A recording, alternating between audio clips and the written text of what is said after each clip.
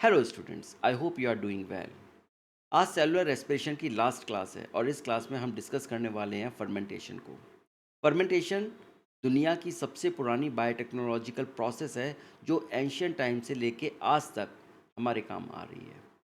ये anaerobic respiration है और ये वो प्रोसेस है जो कि ऑर्गेनिजम्स को ऑक्सीजन की एब्सेंस में भी सरवाइव करने में मदद करती है। तो चलिए शुरू करते हैं हम आज की क्लास। अब अगर हम देखें तो ऑक्सीजन की एब्सेंस में जो भी सेल्स होती हैं वो सिर्फ और सिर्फ एक प्रोसेस के ऊपर डिपेंड करती हैं एनर्जी को लेके, और वो प्रोसेस है ग्लाइकोलिसिस। मतलब ग्लाइकोलिसिस वो प्रोसेस है जब ऑक्सीजन है या ऑक्सीजन नहीं है, वो प्रोसेस हमेशा कंटिन्यू रहेगी और वो एटीपी को प्रोड्यूस करती रहेगी।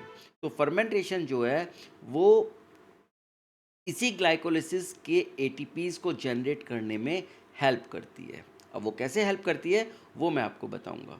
तो जब ग्लाइकोलिसिस का प्रोसेस होता है, और आपने ग्लाइकोलिसिस वाली वीडियो में देखा भी होगा, तो जो हाइड्रोजन एटम्स हमारे जनरेट होते हैं, वो हाइड्रोजन एटम्स का जो ट्रांसफ़र होता है वो किसी ना किसी ऑर्गेनिक मॉलिक्यूल को होता है, राइट। अगर ऑक्सीजन होती है तब तो हमको पता है कि ये हमारे जो हाइड्रोजन है वो कहाँ जाने वाले हैं, वो क्रैब साइकिल के थ्रू आगे जाएंगे। लेकिन अगर ऑक्सीजन नहीं है तो यहाँ पर फर्मेंटेशन की जो प्रोसेस होती है वहाँ पर ये हाइड्रोजन एटम्स जो ग्लाइकोलाइसिस से जनरेट होते हैं वो किसी ऑर्गेनिक मॉलिक्यूल में निकलते हैं।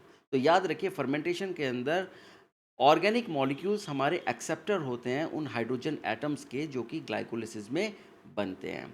अब अगर हम बैक्टीरिया की बात करें जो कि एक प्रोकैरियोट है, एग्जाम्पल हम ले रहे हैं, इसमें एक डज़न से ज़्यादा, मतलब 12 से ज़्यादा तरीके के फर्मेंटेशंस होते हैं, और सारे के सारे फर्मेंटेशंस किसी ना किसी ऑर्गेनिक मॉलिक्यूल की फॉर्म को यूज़ करते हैं उन हाइड्रोजन एटम्स को एक्सेप्ट करने के लिए।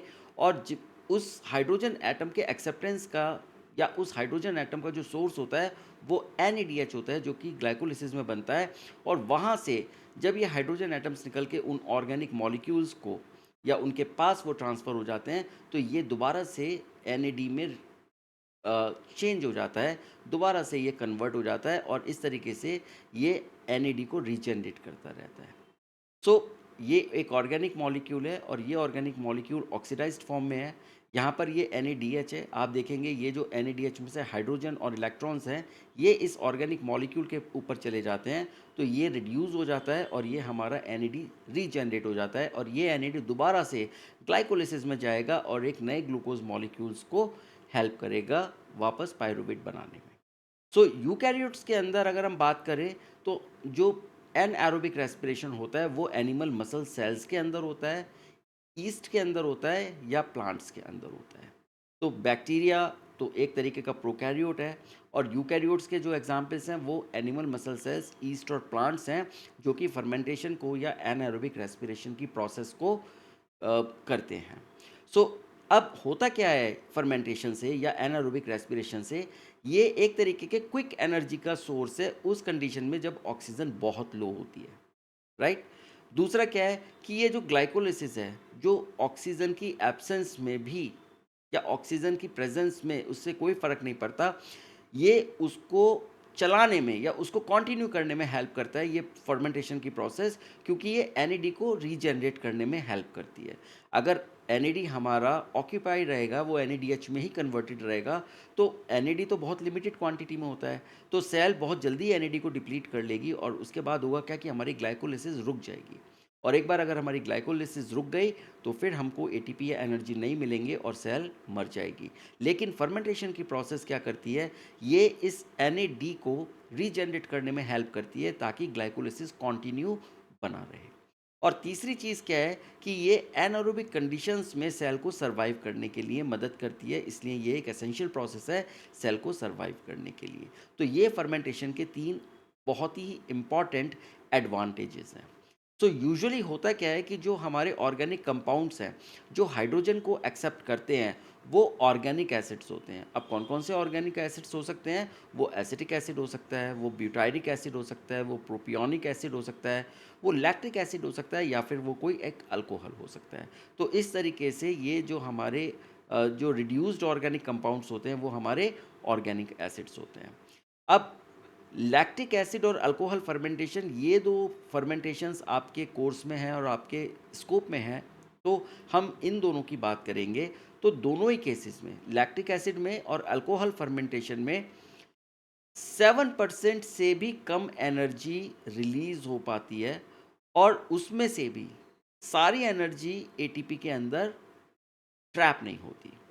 तो इसका मतलब ये है कि यहाँ पर सिर्फ उतनी ही एनर्जी मिल पा रही है सेल को जितने में उसका सर्वाइवल पॉसिबल है। हम बहुत ज़्यादा एक्सेस ऑफ एनर्जी को हम लोग यहाँ जनरेट नहीं कर सकते, और ना ही हम उसको फ्यूचर के लिए स्टोर करके रख सकते हैं। अब हम बात करेंगे लैक्टिक एसिड फर्मेंटेशन की, जो कि एक फर्स्ट टाइप का फर्मेंटेशन है जो हम आज की क्लास में डिस्कस करने वाले हैं।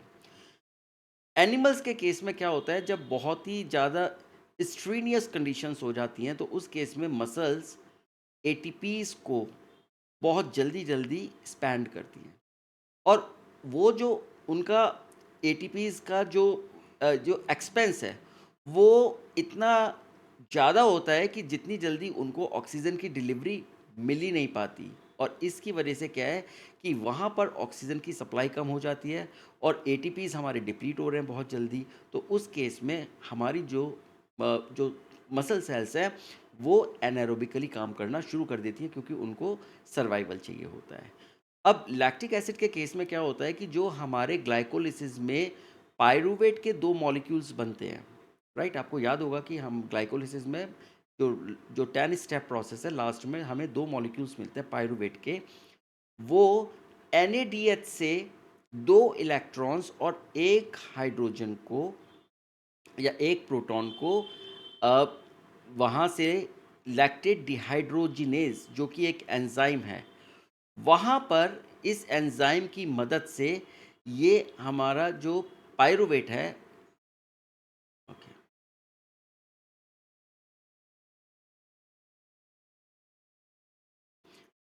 And they begin to work anaerobically. अब आप जानते हैं कि जब हमारे पायरूवेट है, जो कि हमारा ग्लाइकोलिसिस में बनता है, उसकी 10 स्टेप रिएक्शन है, 2 मॉलिक्यूल्स हमको पायरूवेट के मिलते हैं।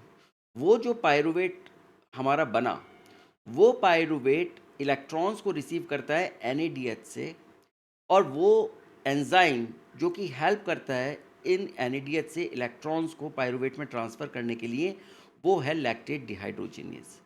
और इस पूरी प्रोसेस में क्या होता है कि कोई भी एटीपी नहीं बनता, और सिर्फ NAD का रीजनरेशन होता है। तो आप यहाँ देखिए, ये ग्लूकोज है, ये ग्लूकोज के 6 कार्बन आपके एटम्स हैं, और जब ये ग्लाइकोलिसिस होती है तो यहाँ पर आपके 2 मॉलिक्यूल्स आपको एटीपी के मिलते हैं, और 2 ही मॉलिक्यूल्स आपको NADH के मिलते हैं, बिकॉज यहाँ पर ये जो NAD है, ये आपके NADH में कन्वर्ट हो जाता है। इसमें 2 इलेक्ट्रॉन्स आते हैं, ये माइनस माइनस के आपको 2 इलेक्ट्रॉन दिखाई देंगे, और साथ में ये NAD है, ये प्लस है, तो यहाँ पर ये जो H आ गया, एक यहाँ पर प्रोटॉन या हाइड्रोजन आ गया।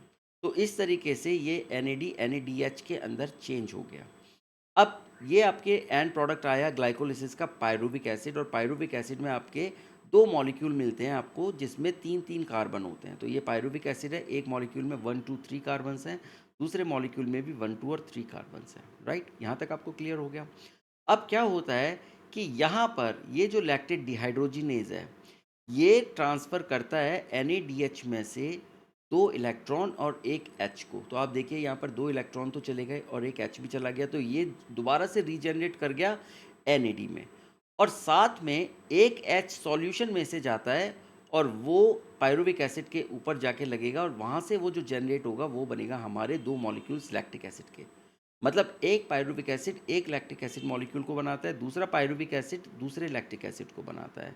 तो हमारे पास ग्लाइकोलिसिस में 2 पायरूविक एसिड थे, तो हमें एंड में भी यहाँ पर 2 लैक्टिक एसिड मिल गए, और ये जो NAD है, ये वापस जाएगा और ये ग्लाइकोलिसिस की प्रोसेस में दोबारा से एक नए ग्लूकोज मॉलिक्यूल के साथ इन्वॉल्व हो जाएगा, और फिर से ये 2 इलेक्ट्रॉन्स और 1 H को एक्सेप्ट करेगा। तो इस तरीके से अगर ये NAD हमारा रिसाइकल नहीं होगा, तो हमारी ये ग्लाइकोलिसिस की साइकिल यहाँ पर रुक जाएगी। लेकिन फर्मेंटेशन क्या कर रहा है कि हमारे NADH को NAD के अंदर कन्वर्ट करने में हेल्प कर रहा है, और ये एनएडी दोबारा से ग्लाइकोलिसिस को कंटिन्यू करा रहा है। सो बेसिकली इस पूरी प्रोसेस में जो एटीपी जनरेट हो रहे हैं, वो हमारे जनरेट हो रहे हैं ग्लाइकोलिसिस की वजह से। वो ये फर्मेंटेशन की वजह से नहीं हो रहे हैं। फर्मेंटेशन का काम क्या है? वो सिर्फ़ और सिर्फ़ इतना है कि वो एनएडी को रीजनरेट कर रहा है, राइट? तो इस तरीके से ये हमारा लैक्टिक एसिड बन गया। अब होता क्या है कि ये जो एनएडी का रीजनरेशन हो रहा है, ये सिर्फ़ और सिर्फ़ ये पूरे मेटाबॉलिक सर्कल को क्लोज़ करने का काम कर रहा है। ये सिर्फ़ और सिर्फ़ ये काम कर रहा है, जैसे मैंने आपको बताया कि ये ग्लाइकोलाइसिस को कंटिन्यू करने का काम कर रहा है, as long as glucose is available. अगर ग्लूकोज़ है, तो ये ग्लाइकोलाइसिस होता रहेगा, अगर ग्लूकोज़ नहीं है, तो फिर ग्लाइकोलाइसिस नहीं होगा, भले ही हमारे पास कितने भी एनएडी हों। तो अब उस कंडीशन में क्या हो रहा है, अब आपने देखा कि ये हमारा लैक्टिक एसिड बन गया। अब ये जो लैक्टिक एसिड है, ये हमारा रिमूव होता रहता है। ये किस फॉर्म में बनता है? ये आयोनाइज़्ड लैक्टिक एसिड की फॉर्म में रिमूव होता है, और जो हमारा ब्लड है, वो एक्सेस लैक्टिक एसिड को मसल्स में से हटाता रहता है। तो मसल्स में से लैक्टिक एसिड निकल गया, फिर से वो लैक्टिक एसिड बना, वो फिर से निकल गया। इस तरीके से हमारी मसल्स वहाँ से लैक्टिक एसिड को बाहर एक्सपेल करती रहती हैं। लेकिन कभी-कभी क्या होता है कि जब मसल्स बहुत ज़्यादा काम करती हैं, जैसे कि आप रनिंग कर रहे हैं, या आप कोई ऐसी एक्सरसाइज कर रहे हैं, या फिर आप डांस कर रहे हैं, या फिर आप कोई कोई भी ऐसी एक्टिविटी कर रहे हैं जिसमें आपकी मसल्स की बहुत ज़्यादा ज़रूरत है, तो उस केस में जो लैक्टिक एसिड का प्रोडक्शन है, वो उसके रिमूवल से ज़्यादा हो जाता है। और जब प्रोडक्शन आपका लैक्टिक एसिड का ज़्यादा होगा, और रिमूवल का तो उसका एक अपना रेट है, तो उस केस में क्या होगा कि लैक्टिक एसिड हमारा मसल्स के अंदर एक्यूमुलेट होना शुरू हो जाएगा। और जब वो एक्यूमुलेट होना शुरू हो जाएगा, तो वो मसल्स के फंक्शंस के साथ इंटरफेयर करेगा, और उसकी वजह से क्या है कि हमको थकान होना शुरू हो जाएगी, मसल फैटीग होना शुरू हो जाएगी। तो जो मस्कुलर फैटीग होती है, वो इस वजह से होती है क्योंकि वहाँ पर लैक्टिक एसिड एक्यूमुलेट होना शुरू हो जाता है, वहाँ पर उसका रिमूवल उसके प्रोडक्शन से कम होता है। तो प्रोडक्शन ज़्यादा हो रहा है, और उसका रिमूवल कम हो रहा है, तो इस वजह से हमको मस्कुलर फैटीग होती है। सो ये कोई एक ऐसी एफिशिएंट प्रोसेस नहीं है, बट इसका काम क्या है कि ये मसल्स को एक शॉर्ट बर्स्ट ऑफ एक्टिविटी के लिए एनर्जी प्रोवाइड कर देती है, कि बस ठीक है, मसल्स को चाहिए, अभी ऑक्सीजन है नहीं, तो वो क्या करेगी कि वो एनारोबिक मोड में चली जाती है, और वहाँ पर वो ऑक्सीजन को देना शुरू करती है। ये इस तरीके की प्रोसेस आप मानिए जैसे आपका फ़ोन है, और उस फ़ोन की बैटरी ऑलमोस्ट ख़त्म हो गई है, और लास्ट की कुछ बैटरी बची है, तो वो आपको ना बस थोड़ा-सा इसलिए दे रही है कि आप थोड़ा कहीं इमरजेंसी का कॉल कर पाएँ। तो वो सारी चीज़ें आपकी करती है। दूसरा क्या करती है कि अगर आपके पास ऑक्सीजन है भी, और मसल्स को एकदम से कोई बहुत एक्टिविटी करनी है एक शॉर्ट पीरियड ऑफ टाइम में, हाई एक्टिविटी, इंटेंस एक्टिविटी करनी है, तब वो वहाँ पर आपको ये हेल्प करती है। तो ये 2 रीज़न्स हैं जिसकी वजह से ये लैक्टिक एसिड फर्मेंटेशन आपकी मस्कुलर सेल्स के अंदर होता है। सो यहाँ पर जो नेट गेन होता है, वो सिर्फ़ और सिर्फ़ 2 एटीपीज़ का होता है, और वो भी ग्लाइकोलिसिस के थ्रू होता है, फर्मेंटेशन के थ्रू, अपनी प्रोसेस के थ्रू नहीं होता। ओके, तो ये था आपका लैक्टिक एसिड फर्मेंटेशन। अब हम बात करेंगे अल्कोहल फर्मेंटेशन की, या इथेनॉल फर्मेंटेशन की। अब होता क्या है कि जो हमारी यूनिसेलुलर फंजाई है, जिसको हम लोग ईस्ट बोलते हैं, ये एक तरीके का यूकैरियोट होता है, आप जानते हैं। ये क्या होगा, इसमें ग्लूकोज जो है, वो उसका ब्रेकडाउन होता है, वो इथेनॉल बनाता है, अल्कोहल बनाता है, कार्बन डाइऑक्साइड बनाता है, और इसमें एक छोटा-सा एनर्जी बनाता है एनारोबिक कंडीशंस में, राइट? अब इसमें हो क्या रहा है, जो ईस्ट का एंजाइम है, वो टर्मिनल कार्बन डाइऑक्साइड ग्रुप को पाइरूवेट में से अलग करता है, और इस प्रोसेस को हम लोग बोलते हैं डिकार्बोक्सिलेशन, राइट? और जब ये डिकार्बोक्सिलेशन होता है, तो तब ये 2 कार्बन मॉलिक्यूल बनाता है, जिसको हम लोग बोलते हैं एसिटाल्डिहाइड। और ये कब हो रहा है? ये उस केस में हो रहा है जब ऑक्सीजन नहीं है। तो आप ये देखिए कि ये आपका ग्लूकोज़ है, ग्लूकोज से ग्लाइकोलिसिस बना, और ग्लाइकोलिसिस से यहाँ पर आपके 2 मॉलिक्यूल्स पाइरूवेट के बन गए। तो यहाँ पर आप देखिए, ये आपका जो ग्लूकोज के अंदर जैसे आपके 2 एटीपीज़ बनते हैं, यहाँ पर भी इसके 2 एटीपी बने। अब अगर ऑक्सीजन है, तो ये पाइरूवेट माइटोकॉन्ड्रिया के अंदर चला जाएगा, और माइटोकॉन्ड्रिया के अंदर एसिटाइल कोएंजाइम ए के थ्रू ये सिट्रिक एसिड साइकिल में चला जाएगा, और वहाँ पर ये एरोबिक रेस्पिरेशन का अपना पूरा का पूरा प्रोसेस कंप्लीट करेगा। उस केस में जब हमारे पास ऑक्सीजन है। लेकिन अगर हमारे पास ऑक्सीजन नहीं है, यानी एन एरोबिक कंडीशन है, तो तब ये फर्मेंटेशन के फॉर्म में जाएगा, और यहाँ पर ये डिकार्बोक्सिलेशन हो रहा है। देखिए, कार्बन डाइऑक्साइड निकल रही है, और ये पाइरूवेट, 2 मॉलिक्यूल्स हमारे पाइरूवेट के हैं, तो हमको 2 मॉलिक्यूल्स एसिटाल्डिहाइड के मिल रहे हैं, और इसमें जो एंजाइम लग रहा है वो हमारा लग रहा है पायरूवेट डीकार्बोक्सिलेज। याद रखिए, पायरूवेट से एसिटाल्डिहाइड के बीच में जो हमारा एंजाइम है वो हमारा लग रहा है पायरूवेट डीकार्बोक्सिलेज। इसका मतलब ये डीकार्बोक्सिलेशन का प्रोसेस कंप्लीट करता है, वहाँ से कार्बन डाइऑक्साइड को हटा देता है। ओके, ये बात क्लियर हो गई। अब सेकंड स्टेप में क्या हो रहा है कि ये जो एसिटाल्डिहाइड है, ये जो आपका बना, ये क्या करेगा, ये NADH से इलेक्ट्रॉन के पेयर को एक्सेप्ट कर लेगा। तो यहाँ पर आप देखेंगे ये NADH है हमारा, हमारे पास दो NADH है, राइट। इसमें क्या होगा कि हमारे पास एक NADH में दो इलेक्ट्रॉन और एक हाइड्रोजन होता है। तो यहाँ पर हमें दो इलेक्ट्रॉन और एक हाइड्रोजन NADH से मिलेगा और एक हाइड्रोजन ये उठाएगा सॉल्यूशन में से एक मॉलिक्यूल के लिए। अब हमारे पास दो मॉलिक्यूल से एसिटाल्डिहाइड के दिए, तो यहाँ पर हमारे दो NADH के मॉलिक्यूल लगेंगे और सॉल्यूशन से ये दो प्रोटॉन्स उठाएगा और ये ट्रांसफ़र कर देगा एसिटाल्डिहाइड में, और उससे क्या होगा, ये हमारा NAD रीजनरेट हो गया और साथ में हमारा बन गया इथेनॉल, राइट। और यहाँ पर ये जो पर्टिकुलर ये जो हमारा स्टेप है, ये हमारा स्टेप कहलाता है अल्कोहलिक फर्मेंटेशन। और यहाँ पर जो एंजाइम यूज़ होता है वो एंजाइम होता है अल्कोहल डिहाइड्रोजिनेस। तो यहाँ देखिए, ये जो है हमारा पहले स्टेप में जो एंजाइम है, याद रखिए, वो है हमारा पायरूवेट डीकार्बोक्सिलेज। और दूसरा स्टेप जहाँ पर एसिटाल्डिहाइड से एथनॉल बन रहा है, वो हमारा एंजाइम यूज़ होता है अल्कोहल डिहाइड्रोजिनेस में, राइट। अब इथेनॉल क्या है, वो टॉक्सिक होता है ईस्ट के लिए। अब वो बन रहा है, बन रहा है, बन रहा है और ईस्ट के अंदर इकट्ठा हो रहा है। तो होता क्या है कि जब ये लगभग 12% के करीब हो जाता है, तब ये ईस्ट सेल को मारना शुरू कर देता है। यानी ईस्ट अपने आप इसकी टॉक्सिसिटी से मरना शुरू हो जाता है और उसकी वजह से ये अल्कोहलिक कंटेंट है वो 12% से ज़्यादा नहीं होता। सो जितनी भी आपकी नेचुरली फर्मेंटेड वाइन होती हैं, उसके अंदर लगभग 12% इथेनॉल ही मिलेगा, उससे ज़्यादा नहीं मिलेगा। वो इसलिए क्योंकि वो इथेनॉल उससे ज़्यादा बन ही नहीं सकता, ईस्ट सेल अपने आप ही उसकी टॉक्सिसिटी से ख़त्म होने लगती हैं। ये हम बात कर रहे हैं नेचुरली फर्मेंटेड वाइन की। ओके, देन अब ये जो प्रोसेस है, ये अल्कोहलिक बेवरेज को बनाने का प्रोसेस है। यानी जो आपकी बियर इंडस्ट्री है, वाइन इंडस्ट्री है, वो इस अल्कोहल फर्मेंटेशन को यूज़ करके ही बियर और वाइन को प्रोड्यूस करते हैं और फिर उनको वो मार्केट करते हैं। और साथ में जो अगर आप देखेंगे जो बेकरीज़ वगैरह होती हैं, वहाँ पर भी, या आप अपने घर में जब आप कुछ ऐसी डिश बनाते हैं जिसमें आपको फर्मेंटेशन की ज़रूरत पड़ती है, जैसे छोले भटूरे हो गए, जो कि नॉर्थ इंडिया में काफ़ी खाए जाते हैं।